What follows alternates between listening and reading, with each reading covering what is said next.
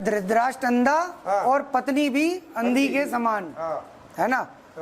तो धृतराष्ट्र का अंधा होना और उसकी पत्नी भी अंधी के समान से तात्पर्य है इस कलकाल में कृष्ण की जो लीला है, लीला से है जो ये समझाते हैं कि पिता अपने पुत्र से प्रेम करता है, ये अच्छी बात है। पिता जो है अपने पुत्र से प्रेम करता है, ये अच्छी बात है और सभी करते हैं भाई।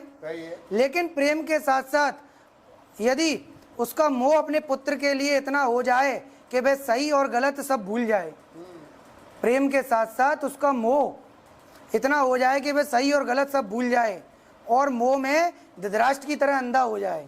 मोह में सकल दिन कर मूला जाइते पुण्य उपजे बसूला।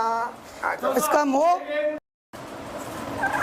उसका मोह अपने पुत्र के लिए इतना हो जाए कि वह सही और गलत सब भूल जाए और मोह में धृतराष्ट्र की तरह अंधा हो जाए कि उसकी गलती पर भी उसको कभी डांटे ही ना, उसकी गलती पर भी उसको कभी डांटे ही ना। तो ये मोह एक दिन विकराल रूप ले लेता है, तो ये मोह एक दिन विकराल रूप ले लेता है जो दुर्योधन के लिए और उसमें उसके 100 पुत्रों पर अभिशाप बन गया।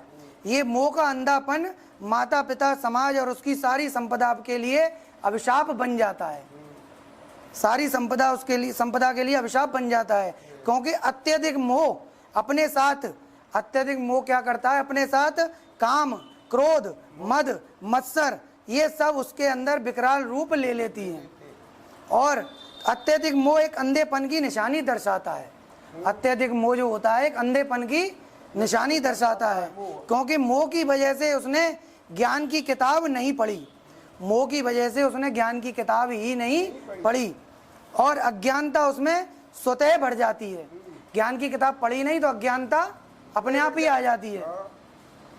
इसलिए बच्चों से प्रेम तो करो, प्रेम करो, उनको संस्कार दो, पढ़ाई के साथ साथ जीवन के संघर्ष से लड़ने की क्षमता भी प्रदान करो, पढ़ाई के साथ साथ उनको जीवन के संघर्ष से लड़ने की क्षमता प्रदान करो और उसका विवेक जागृत करो।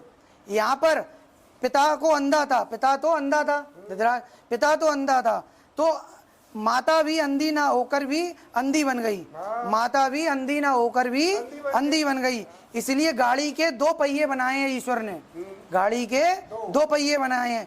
यदि पिता किसी भी कारण से मोह की गिरफ्त में आ भी जाए, अगर पिता वास्तव में किसी कारण से मोह की गिरफ्त में आ भी जाए तो फिर काम माता का है, तो फिर काम माता का है।